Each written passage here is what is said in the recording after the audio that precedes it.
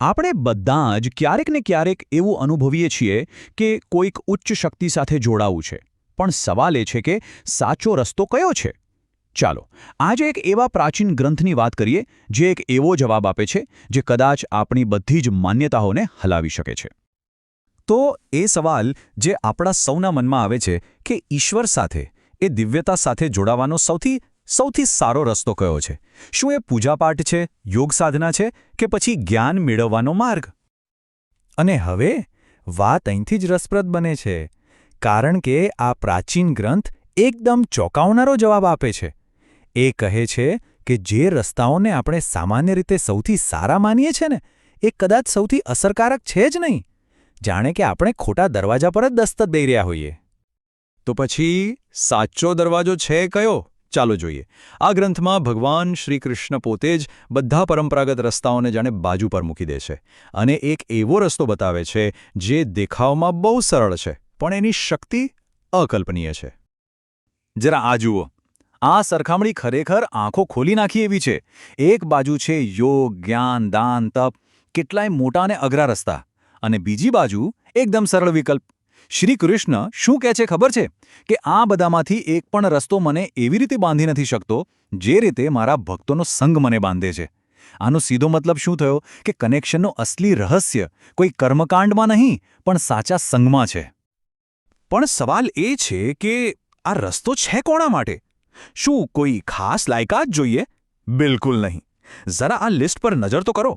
રાક્ષસો, પશુ પક્ષીઓ, સ્ત્રીઓ, વેપારીઓ, શ્રમિકો, અરે જેમને સમાજ બહાર ગણવામાં આવતા એ લોકો પણ.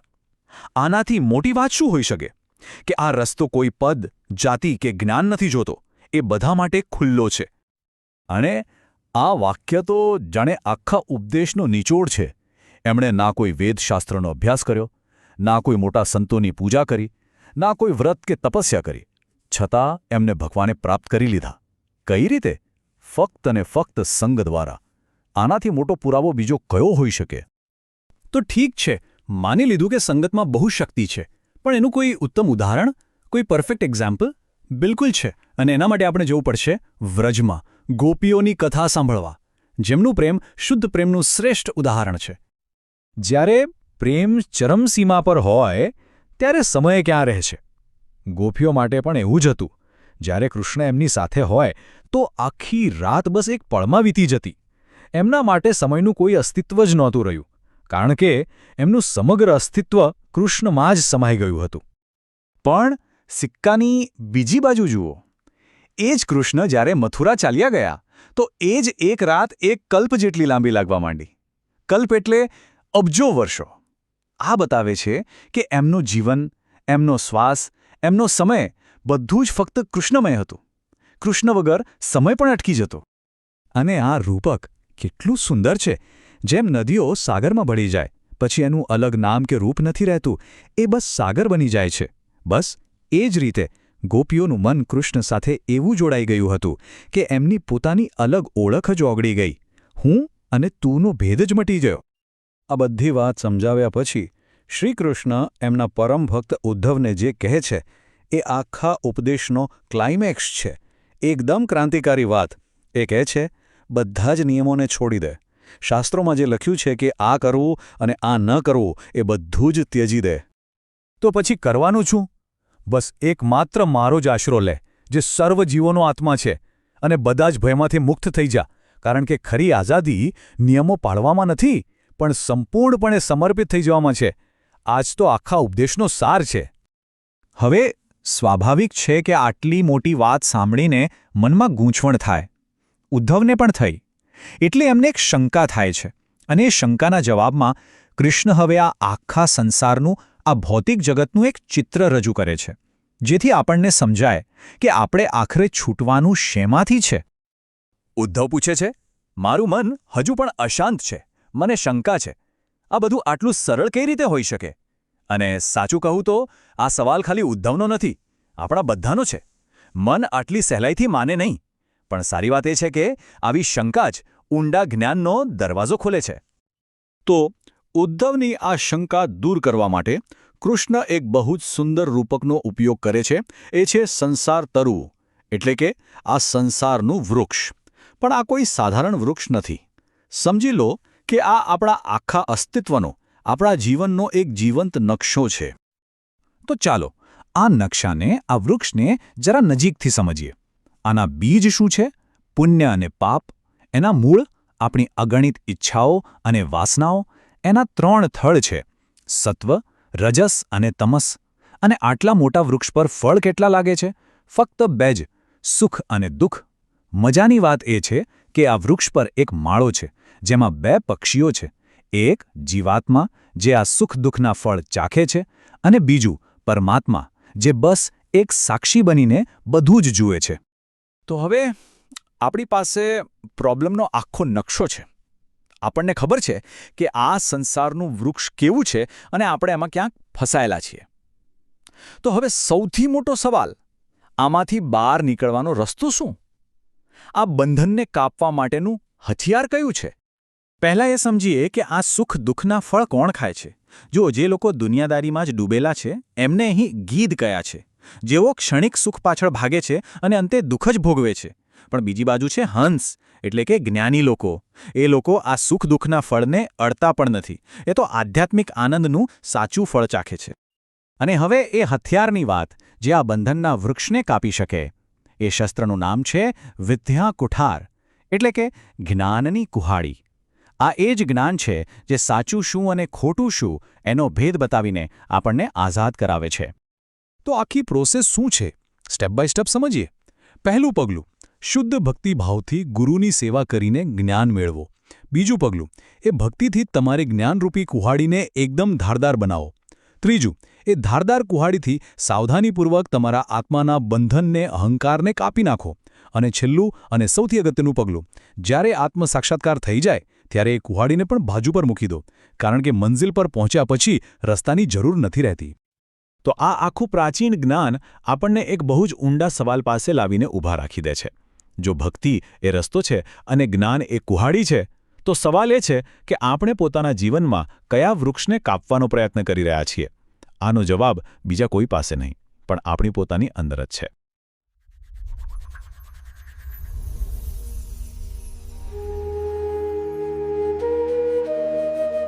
નમસ્કાર. શ્રીમદ ભાગવતમના 11મા સ્કંધના 12મા અધ્યાયમાં આપણે સૌ ઊંડા ઉતરી રહ્યા છીએ. આજે આપણે ભગવાન શ્રીકૃષ્ણ અને એમના પ્રિય ભક્ત ઉદ્ધવજી વચ્ચેનો એક, એમ કહીએ કે ખૂબ જ અગત્યનો સંવાદ જોવાના છીએ. હા, નમસ્કાર. અને આ સંવાદ ખરેખર એમ કે ઘણો અનોખો છે. જુઓ, ઉદ્ધવજી પોતે તો જ્ઞાની છે, ભક્ત છે, છતાં ભગવાન પાસે માર્ગદર્શન માંગે છે. અને ભગવાન જે જવાબ આપે છે ને, એ આપણી જે પરંપરાગત સમજ છે આધ્યાત્મિક માર્ગો વિશેની, એને કદાચ થોડો પડકાર પણ આપી શકે છે. બરાબર. એ જ વાત મને આમાં સૌથી રસપ્રદ લાગી. આપણે સામાન્ય રીતે એમ કે યોગ, તપ, જ્ઞાન, દાન, વ્રત આ બધા માર્ગો વિશે ઘણું સાંભળ્યું હોય, પણ અહીંયા જાણે શ્રીકૃષ્ણ કંઈક જુદું જ કહી રહ્યા હોય એવું લાગે છે. તો આજની આપણી ચર્ચાનો હેતુ એ જ સમજવાનો છે કે પરમાત્મા સાથે જોડાવા માટે કૃષ્ણ ખરેખર કઈ વસ્તુને સૌથી વધુ મહત્વ આપી રહ્યા છે. બરાબર કહ્યું.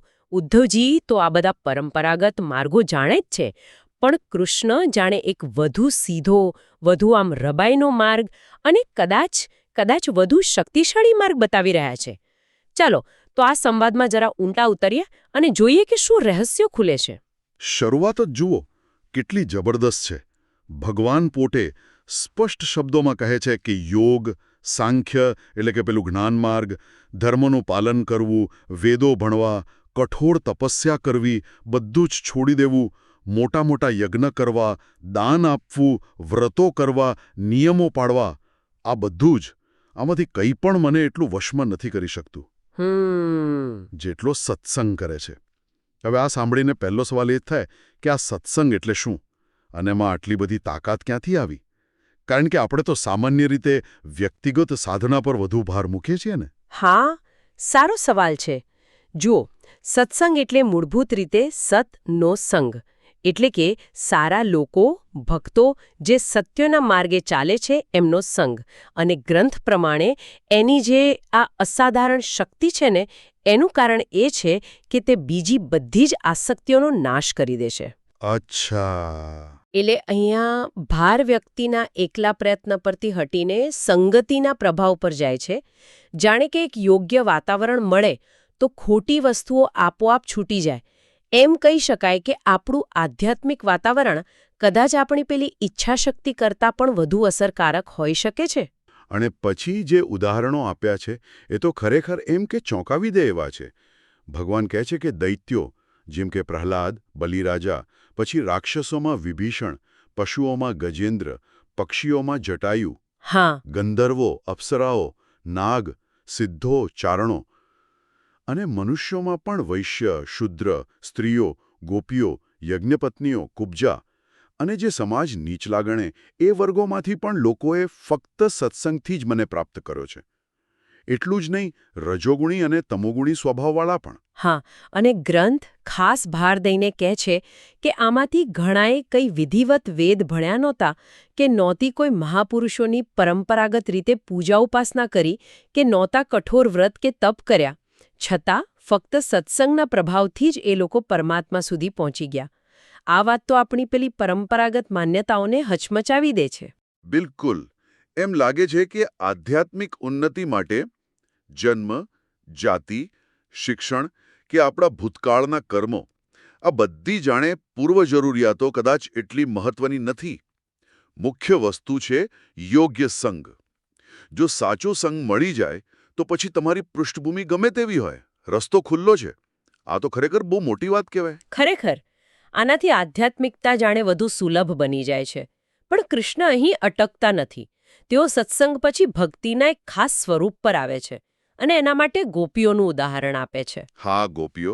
તેઓ કહે છે કે ગોપીઓ ગાયો, વૃક્ષો, હરણ જેવા સાવ સરળ જીવો અને કેટલાક નાગ અને સિદ્ધો પણ ફક્ત શુદ્ધ ભાવ એટલે કે એકદમ તીવ્ર પ્રેમભરી મનોવૃત્તિ એના દ્વારા જ ભગવાનને અત્યંત સહેલાઈથી પામી ગયા. અને આની સરખામણી પાછી પેલી કઠિન સાધનાઓ સાથે કરી છે જેનાથી ભગવાનને પામવું અત્યંત મુશ્કેલ છે.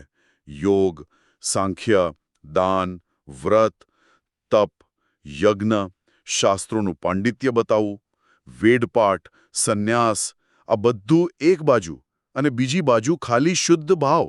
આ ભાવમાં એવી તે શું શક્તિ છે કે આ બધા જ જ્ઞાન અને કર્મના માર્ગો પર ભારે પડી જાય?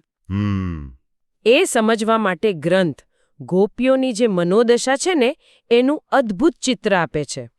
એમનો કૃષ્ણ માટેનો જે પ્રેમ હતો, અનન્ય અતૂટ પ્રેમ. જ્યારે કૃષ્ણ મથુરા ગયા ત્યારે ગોપીઓ વિરહની એવી ઊંડી વેદનામાં ડૂબી ગઈ કે એમને જગતમાં બીજું કંઈ ગમે જ નહીં, સુખ જ ના આપે. એમની એક જ ઝંખના કૃષ્ણ. અને પેલું સમયનું ભાન પણ ભૂલી ગયેલી. ગ્રંથ કહે છે કે કૃષ્ણ સાથે વૃંદાવનમાં જે રાતો વિતાવી એ ક્ષણ જેવી લાગે, પણ કૃષ્ણ ગયા પછી એ જ રાતો જાણે કલ્પ જેટલી લાંબી લાગે. કેવી તીવ્રતા હશે! બરાબર. અને આ તીવ્રતા એમને ક્યાં લઈ ગઈ? એમનું મન કૃષ્ણમાં એટલું બધું ઓતપ્રોત થઈ ગયું હતું કે એ લોકો પોતાના શરીરનું, આજુબાજુની દુનિયાનું ભાન પણ ભૂલી ગયા હતા. અચ્છા.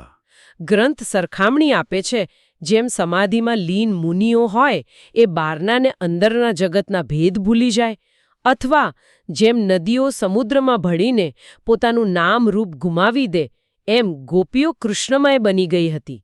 આ છે શુદ્ધ અનન્ય ભાવની તાકાત, સંપૂર્ણ એકાકાર થઈ જવું. અને અહીંયા એક વાત જે સૌથી વધુ ધ્યાન ખેંચે છે, ભગવાન કહે છે કે ભલે ગોપીઓ કૃષ્ણને પરબ્રહ્મ પરમાત્મા તરીકે નહોતી જાણતી, ભલે એમને પોતાના પ્રિયતમ કે ઉપપતિ તરીકે જ જોતી હતી, છતાં આ અત્યંત તીવ્ર સંગ, આ એકનિષ્ઠ જોડાણને કારણે તેઓ હજારો લાખોની સંખ્યામાં પરમબ્રહ્મ સ્વરૂપ એવા મને પામી ચૂકી હતી. આ વાત મને થોડી એમ કે વિચારતી કરી દે છે. હા, આ ખરેખર બહુ ઊંડો મુદ્દો છે. શું આનો મતલબ એમ થાય કે ભક્તિનો વિષય કોણ છે, એટલે કે ભગવાનના પરમ નિર્ગુણ સ્વરૂપનું આપણને તાત્વિક જ્ઞાન છે કે નહીં, એના કરતાં ભક્તિની તીવ્રતા, એની અનન્યતા અને હૃદયનું પૂરેપૂરું સમર્પણ વધુ મહત્વનું છે? ઓછામાં ઓછું આ અધ્યાયના સંદર્ભમાં તો એવું જ લાગે છે. જાણે જોડાણની જે ક્વોલિટી છે એ બુદ્ધિથી સમજવા કરતાં પણ વધુ નિર્ણાયક બની જાય છે. આટલી ભૂમિકા પછી હવે ભગવાન શ્રીકૃષ્ણ ઉદ્ધવને એકદમ સીધો અને સ્પષ્ટ ઉપદેશ આપે છે. કહે છે, હે ઉદ્ધવ, શાસ્ત્રોમાં જે કહ્યું છે આ કરવું, આ ન કરવું, વિધિ નિષેધ, પ્રવૃત્તિમાર્ગ કર્મકાંડ અને નિવૃત્તિમાર્ગ ધ્યાન ત્યાગ, તે જે કંઈ સાંભળ્યું છે કે ભવિષ્યમાં સાંભળીશ એ બધું જ છોડી દે. આ તો બહુ મોટો આદેશ થયો, જાણે બધું સાઈડ પર મૂકી દેવાનું. હા, અને પછી કહે છે કે શું કરવાનું? કેવળ મારી એટલે કે કૃષ્ણની જે સર્વ દેહધારીઓના આત્મા છે શરણમાં આવો. પણ કેવી રીતે આવવાનું? સર્વાત્મ ભાવથી. એટલે કે બધું જ મારામાં છે અને હું જ બધામાં છું એવા સંપૂર્ણ એકત્વના ભાવ સાથે. આ સર્વાત્મ ભાવ એટલે શું? જરા સમજાવશો? સર્વાત્મ ભાવ એટલે એમ કે કોઈ ભેદભાવ વગર સંપૂર્ણપણે પોતાના આખા અસ્તિત્વ સાથે શરણાગત થઈ જવું. પોતાનો જે અલગ હું ભાવ છે ને એને ઓગાળીને પરમાત્મા સાથે એકાકાર થઈ જવું. જાણે હું અને તુંનો ભેદ જ મટી જાય. અચ્છા. અને આ સંપૂર્ણ શરણાગતિનું ફળ શું? કૃષ્ણ વચન આપે છે, માયાસ્યા હિ અકુતો ભયઃ. મારી સાથે તું બધા જ ભયથી મુક્ત થઈ જઈશ. આ ભય મુક્તિનું વચન બહુ અગત્યનું છે. એટલે આ ઉપદેશ પેલી આગળ કહેલી સત્સંગ અને ભાવની વાતોનો જાણે સાર છે. જો સંગ અને ભાવ આટલા શક્તિશાળી હોય તો પછી કદાચ પેલા જટિલ નિયમો, વિધિઓ અને તર્કવાળું જ્ઞાન ગૌણ બની જાય છે. મુખ્ય વસ્તુ છે હૃદયથી શરણાગતિ. પણ મને જે વાત આમાં બહુ જ વાસ્તવિક લાગીને એ ઉદ્ધવજીનો પ્રતિભાવ છે. આટલો ગહન અને સીધો ઉપદેશ સાંભળ્યો છતાં ઉદ્ધવજી શું કહે છે? હે યોગેશ્વરોના પણ ઈશ્વર, આપની આ વાણી સાંભળીને પણ મારા હૃદયમાં એક સંશય છે જે દૂર નથી થતો અને મારું મન હજી ભટકે છે. આ કેટલી માનવીય વાત છે. એક મહાન ભક્ત પણ આવો ઉપદેશ સાંભળીને શંકા અને દ્વિધા અનુભવી શકે છે. બરાબર. અને કદાચ આ ઉદ્ધવના સંશયને કારણે જ કૃષ્ણ હવે સૃષ્ટિ, એની અભિવ્યક્તિ અને બંધનનું જે સ્વરૂપ છે એને વધુ ઊંડાણથી સમજાવે છે.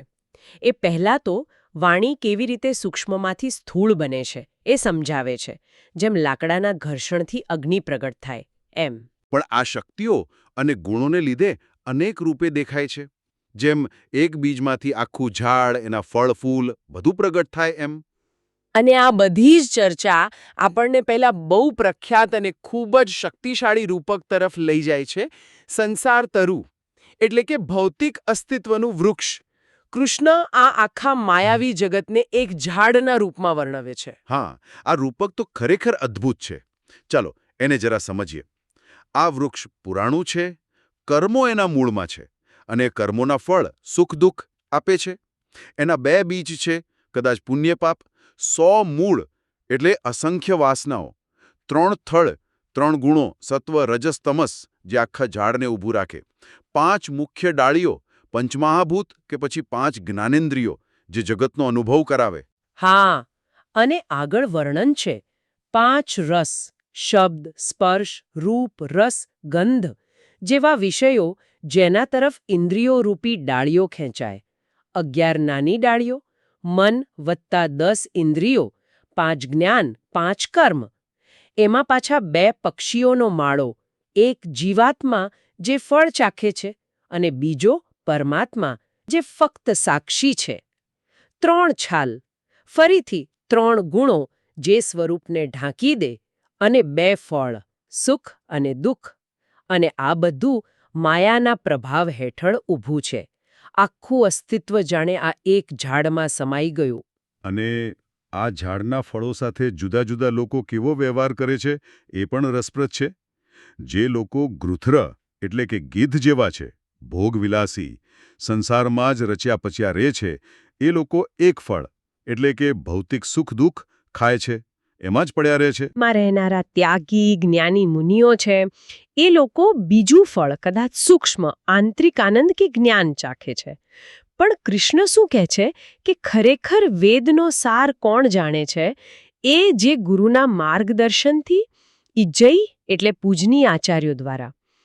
આ આખા ઝાડને એક જ પરમ સત્યની શક્તિનું અનેકરૂપી માયામય અભિવ્યક્તિ, માયામયમ તરીકે સમજે છે, જે આ ઝાડના મૂળ સ્વરૂપને, એની માયાને, એના બંધનકારક સ્વભાવને ઓળખે છે, એ જ ખરો જ્ઞાની છે. તો આટલું જ જટિલ અને માયાવી ઝાડ છે, તો પછી એમાંથી છૂટવું કેવી રીતે? આ ભૌતિક અસ્તિત્વના બંધનમાંથી મુક્ત થવાનો ઉપાય શું છે? કૃષ્ણ એનો એકદમ સ્પષ્ટ માર્ગ બતાવે છે. ગુરુ પાસનિયા એક ભક્ત્યા એટલે કે ગુરુની શ્રદ્ધાપૂર્વક ઉપાસના દ્વારા અને એમના પ્રત્યેની અનન્ય એકનિષ્ઠ ભક્તિ દ્વારા. આ પહેલું અને મુખ્ય પગલું છે. અને આ ગુરુ ભક્તિથી શું મળે છે? શું એ સીધી મુક્તિ આપી દે છે? ના, એનાથી એક સાધન મળે છે. આ ભક્તિથી વિદ્યાકુઠાર એટલે કે જ્ઞાનરૂપી કુહાડી મળે છે. પણ એ કુહાડીને પાછી શીતેન એટલે કે ધારદાર બનાવવી પડે છે. શેનાથી? સતત ભક્તિ, અભ્યાસ અને ગુરુકૃપાથી. બરાબર. એટલે ભક્તિથી જ્ઞાનનું હથિયાર મળે અને એને ધાર પણ ભક્તિથી જ કાઢવાની. પછી આ ધારદાર જ્ઞાનની કુહાડીનો ઉપયોગ શું? એનો ઉપયોગ ધીરહ એટલે કે ધીરજવાળો, સ્થિર બુદ્ધિવાળો અને અપ્રમત્તઃ એટલે કે સાવધાન, જાગૃત, પ્રમાદ વગરનો રહીને જીવાશ્યમને વિવૃશ્ય એટલે કે કાપી નાખવા માટે કરવાનો છે. જીવાશ્યમ એટલે જીવનો આશ્રય એટલે કે પેલો અહંકાર, સૂક્ષ્મ શરીર, વાસનાઓનું મૂળ જે એને આ સંસારના ઝાડ સાથે બાંધી રાખે છે, એ ગાંઠ કાપવાની છે. એ ગાંઠ કપાઈ જાય પછી આત્માનમ સંપદ્ય એટલે કે પોતાના શુદ્ધ સાચા આત્મ સ્વરૂપને પ્રાપ્ત કરવાનું છે, આત્મ સાક્ષાત્કાર કરવાનું છે. અહીંયા મુક્તિનો અનુભવ થાય છે. પણ કૃષ્ણ અહીં અટકતા નથી. એક છેલ્લી બહુ જ સૂક્ષ્મ વાત કહે છે. એ શું છે? અથ ત્યજ અસ્ત્રમ એટલે કે આત્મ સ્વરૂપ પામ્યા પછી પેલું જે અસ્ત્ર હતું, પેલી જ્ઞાનરૂપી કુહાડી, એનો પણ ત્યાગ કરી દેવાનો. આ તો બહુ વિચિત્ર લાગ્યું. જે સાધનથી મુક્તિ મળી એને છોડી દેવાનું. શા માટે? કારણ કે લક્ષ્ય પ્રાપ્ત થઈ જાય પછી સાધન પોતે જ એક ઉપાધિ બની શકે છે. જ્ઞાન શેના માટે હતું? બંધન કાપવા માટે. એકવાર બંધન કપાઈ ગયું અને શુદ્ધ આત્મ સ્વરૂપ પ્રગટ થઈ ગયું પછી એ જ્ઞાનના સાધનને પણ પકડી રાખવાની જરૂર નથી. એ પણ હું જ્ઞાની છું એવા સૂક્ષ્મ અહંકારનું કારણ બની શકે છે. પરમ મુક્તિ એટલે બધી જ ઉપાધિઓથી મુક્તિ, સાધનોની ઉપાધિથી પણ. સંપૂર્ણ શાંતિ, સંપૂર્ણ સહજતા. વાહ! આ તો ખરેખર બહુ ઊંડી વાત છે. તો આજનો આપણો આ જે સંવાદ થયો એમાંથી મુખ્ય કઈ બાબતો આપણે તારવી શકીએ? મને લાગે છે કે બે મુખ્ય પ્રવાહો એકદમ સ્પષ્ટ થયા. પહેલું, પેલા પરંપરાગત માર્ગો, જ્ઞાન, તપ, યોગ વગેરે, એની સામે સત્સંગ એટલે કે યોગ્ય સંગતિ અને શુદ્ધ ભાવ, અનન્ય ભક્તિની અદ્ભુત શક્તિ પર ભાર મુકાયો. જાણે કે આપણી અંદરની સ્થિતિ અને આપણું વાતાવરણ વધુ મહત્વનું છે. બિલકુલ. અને બીજું, સંસારનું જે જટિલ અને માયાવી સ્વરૂપ છે એને સમજવા માટે સંસાર વૃક્ષનું શક્તિશાળી રૂપક આવ્યું, જે આપણને આપણા અસ્તિત્વ અને બંધનો વિશે વિચારવા મજબૂર કરે છે. અને છેલ્લે મુક્તિનો માર્ગ પણ સ્પષ્ટ થયો. ગુરુ પ્રત્યેની અનન્ય ભક્તિથી મળેલા તીક્ષ્ણ જ્ઞાન વડે અહંકારની ગાંઠ કાપી આત્મ સ્વરૂપને પામવું અને અંતે એ જ્ઞાનના સાધનનો પણ ત્યાગ કરીને પરમ શાંતિમાં સ્થિર થવું. આ આખી ચર્ચા પછી શ્રોતાઓ માટે એક વિચારવા જેવી વાત સાથે પૂરું કરીએ. આપણે ગોપીઓનું ઉદાહરણ જોયું. ગ્રંથ કહે છે કે તેઓ શ્રીકૃષ્ણના પરમ બ્રહ્મ સ્વરૂપને કદાચ પૂરી રીતે જાણતી નહોતી, છતાં એમના તીવ્ર અનન્ય જોડાણ અને ભાવને કારણે એ પરમ પદને પામી. આ શું બતાવે છે? શું આધ્યાત્મિક પરિવર્તનનું મૂળ તત્વ એ જોડાણની તીવ્રતા અને હૃદયની શુદ્ધતામાં રહેલું છે, જે કદાચ ચોક્કસ સિદ્ધાંતો કે પદ્ધતિઓના બૌદ્ધિક જ્ઞાનથી પણ પર હોઈ શકે? આ એક એવો પ્રશ્ન છે જેના પર ચોક્કસ મનન કરવા જેવું છે.